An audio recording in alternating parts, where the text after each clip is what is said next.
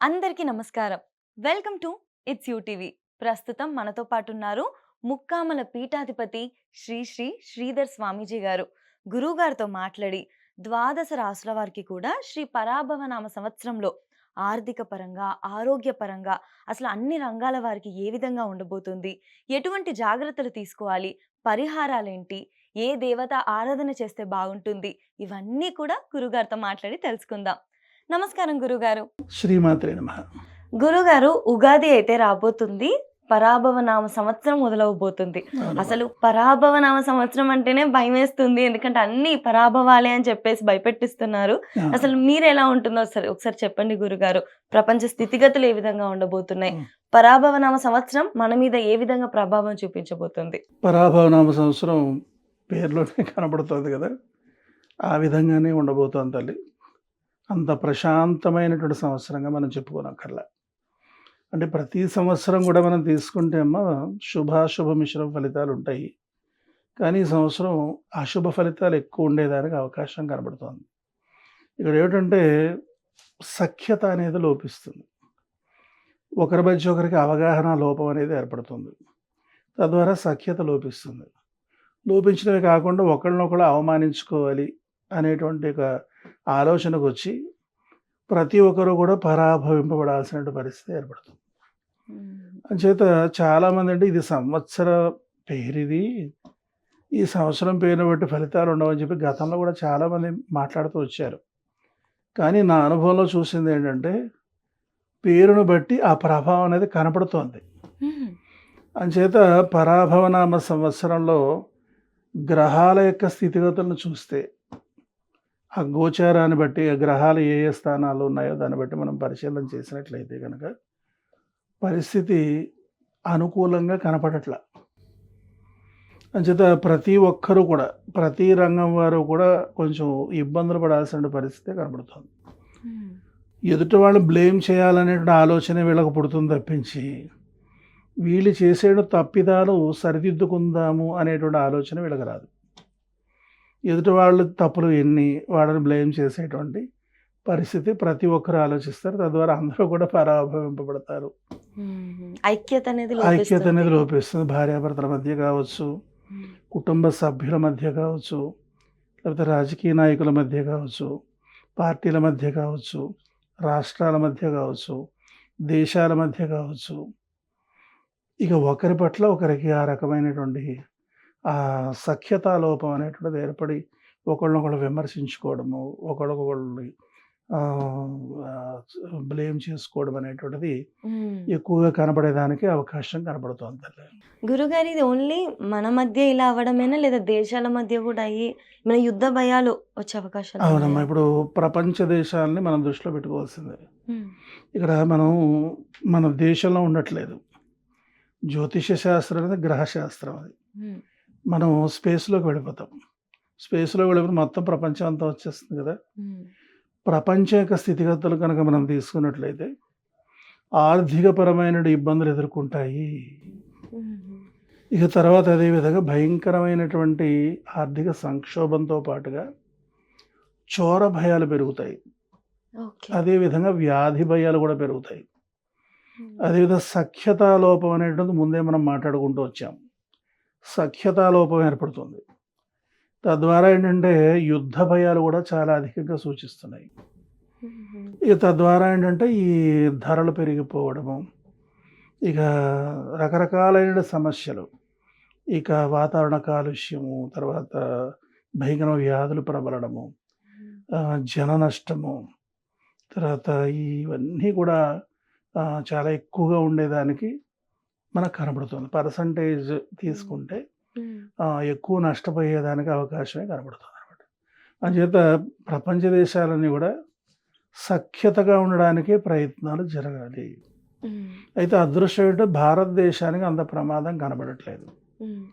భారతదేశమే ప్రపంచ శాంతికి విశేష కృషి చేయబోతోంది అనేటువంటిది మాత్రం స్పష్టంగా చెప్పుకోవచ్చు. అంచేత భారతదేశం సేఫ్ జోన్‌లో ఉంటుంది అనేటువంటిది మాత్రం మనకి శాస్త్రాన్ని బట్టి అర్థమవుతుంది. వ్యాధుల ప్రమాదం కూడా ఉంది అని అంటే మనం ఆల్రెడీ కరోనాదైతే చూసేసాము ఆల్రెడీ. అవునమ్మా. మళ్ళీ ఇక మీదట అటువంటిది రాకూడదంటే తగిన జాగ్రత్తలు తీసుకోవడం మేలింక. తీసుకోవాలమ్మా. ఎందుకంటే ఇక్కడ కరోనా అంత ప్రమాదభరితమైన వ్యాధులైతే హ్మ్. ఏమీ లేవు, కానీ వ్యాధి భయాలైతే మాత్రం ఉన్నాయి. ఓకే. వ్యాధుల వలన ప్రాణ నష్టం అనేది కనపడుతోంది. ఓకే. అంచేత వ్యాధుల విషయంలో మనం జాగ్రత్త పడాల్సిన పరిస్థితి ఉంటుంది. హ్మ్. కరోనా అంత ప్రమాదభరితమైన వ్యాధులైతే రావు, ఓకే గురుగారు. కానీ వ్యాధుల వలన కొంత జన నష్టం అనేది జరుగుతుంది. హ్మ్. అంచేత వ్యాధుల విషయంలో మనం జాగ్రత్త తీసుకోవాల్సిందే. హ్మ్. ఆరోగ్య సూత్రాలు ప్రధానంగా పాటించుకోవాల్సిందే. హ్మ్. ఇక్కడ ఏమవుతోందంటే రకరకాలైన అపోహలు ఉన్నాయి. అపోహలు అనడం కంటే, అనుమానాలు అనడం కంటే కొంత సత్యం లేకపోలేదని అనుకోవచ్చు. హ్మ్. అంచేత మనకి మీడియాలో చాలా వరకు చక్కటి విశ్లేషణ జరుగుతోంది. మేలు కోరే వాళ్ళే కీడు తలపెడుతున్నారు లోపల కానీ. హ్మ్. అంచేత ఏది ఏమైనప్పటికీ కూడా శుద్ధమైనటువంటి మూలికా వైద్యము, ఆయుర్వేదాన్ని ఎక్కువ విశ్వసించడం ద్వారా హ్మ్. మనం సత్ఫలితాలు సాధించుకోవడానికి అవకాశం ఉంటుంది. ఓకే. ఇప్పుడు యథార్థంగా మాట్లాడుకోవాలంటే కోవిడ్ విషయంలోకి వచ్చేసరికి భారతదేశం అత్యధికంగా రక్షింపబడింది. హ్మ్. దీనికి ప్రధాన కారణం ఆయుర్వేదం అనేటువంటి సత్యం గ్రహించారు, ప్రత్యక్షంగా ఒప్పుకున్నా ఒప్పుకోకపోయినా. హ్మ్. ఎందుకంటే మనకు కూడా తెలుసు, మనం ఎన్నో రకాలైనటువంటి మూలికలు వాడుతూ, ఎన్నో రకాలైనటువంటి వంటింటి చిట్కాలు పాటిస్తూ, ఎన్నో రకాలైన ఆయుర్వేదానికి సంబంధించిన మందులు వాడుతున్నటువంటి వాళ్ళు ఆరోగ్యంగా ఉన్నారు. అవును. ఇంగ్లీష్ మెడిసిన్ వాడినటువంటి వాళ్ళందరూ కూడా హ్మ్. ఇబ్బంది పడ్డారు. ఎట్లా అయిపోయిందంటే నత్తగులల మాదిరి అయిపోయారు. హ్మ్. గులకలే ఉన్నది, ఏ లోపలే ఉండదు. హ్మ్. అట్లాంటి పరిస్థితి వచ్చింది. అంచేత ఇప్పుడు కూడా ఏంటంటే ఎక్కువ పరిశోధనలు ఆయుర్వేదం మీద జరుగుతున్నాయి. ఆయుర్వేదానికి ఎక్కువ ప్రాధాన్యత. ఇప్పుడు ఆయుర్వేదం విషయంలోకి వచ్చేసరికి ఏంటంటే ఎవరు ఏది ఎక్కువ వాడుతున్నారో అటువైపు షిఫ్ట్ అయిపోతారు కదా. హ్మ్. అవును. అంచేత ఆయుర్వేదాన్ని కూడా కంపెనీలు నమ్మాల్సినంత అవసరం లేదు. హ్మ్. ఆయుర్వేదాన్ని మన గృహంలోనే మనం సిద్ధం చేసుకోవచ్చు. హ్మ్. ఆ మూలికలన్నీ అఖండ భారతంలో మనకు లభిస్తూనే ఉన్నాయి. అది మూలికలు నేరుగా తెచ్చుకొని వాడడం ద్వారా మనం సత్ఫలితాలు సాధించుకోవచ్చు. ఒక మంచి అవేర్‌నెస్ కూడా మనకి చక్కగా ఈ ఆయుర్వేద నిపుణులు మనకి ఇస్తున్నారు గనక, వాటిని దృష్టిలో పెట్టుకొని ఆ సూత్రాలు పాటించుకుంటూ ముందుకు వెళ్తే బాగుంటుంది. గురుగారు ఆర్థిక పరంగా గాని, వ్యాపారవేత్తలకి, ఇండస్ట్రియలిస్ట్‌లకి వీళ్ళకి ఏ విధంగా ఉంటుంది? అవునమ్మా. ఇండస్ట్రియలిస్టులు కూడా కొంచెం ఇబ్బందులు పడక తప్పదమ్మా. హ్మ్. అనుకున్నంత లాభాలు సాధించలేనటువంటి పరిస్థితి ఉంటుంది. ఇక కొత్త ప్రయత్నాలు చేయడం మానేసి, హ్మ్. ఉన్నదాన్నే బహు జాగ్రత్తగా పరిశీలన చేసుకుంటూ, ఏ విధమైన లోపాలు లేకుండా సరిదిద్దుకుంటూ వెళితే, వాళ్ళు సాఫీగా గడపడానికి అవకాశం ఉంది. అధికమైన లాభాలు వీళ్ళు సాధించలేరు. కొత్త ప్రయత్నాలనేది వాయిదా వేసుకోవడం అనేది మంచిది. ఈ సంవత్సరం వదిలిపెట్టేసి కొత్త ప్రయత్నాలు ఇంకో సంవత్సరంలో, రాబోయే సంవత్సరం చూసుకొని హ్మ్. ఆరంభించడం అనేది అన్ని విధాలుగాను కూడా శ్రేయోదాయకం. ఎందుకంటే ఈ యొక్క ఇండస్ట్రియలిస్టుల మధ్య, కార్మికుల మధ్య ఎక్కువ అపోహలు, అనుమానాలు, తగాదాలు వచ్చేదానికి కూడా అవకాశం ఉంది. సఖ్యత లోపం అనేది ప్రధానంగా కనపడుతుంది. కానీ ఇండస్ట్రీస్ అనే మ్యాక్సిమం అంతా కూడా ఈ యొక్క కార్మికుల మీద ఆధారపడేది కనుక కొంత జాగ్రత్త వహించాల్సిన అవసరమే ఉంటుంది. గురుగారు మరి మన భారతదేశంలో వ్యవసాయ రంగంలో చూసుకుంటే అవునమ్మా. రైతులకు ఏ విధంగా ఉంది? వ్యవసాయ రంగం ఈ సంవత్సరం బాగుంది తల్లి. హ్మ్. ఇక్కడ విశేషం ఏంటంటే వర్షాలు, సకాల వర్షాలు. ఈ హ్మ్. వర్షాలు అతివృష్టి, అనావృష్టి. హ్మ్. కురిస్తే ఎక్కువ కురిసేస్తాయి, లేకపోతే కనుక అస్సలు చాలా పడకుండా తక్కువ. అయిపోతుంది. హ్మ్. అలాగే అకాల వర్షాలు, సకాల వర్షాలు. హ్మ్.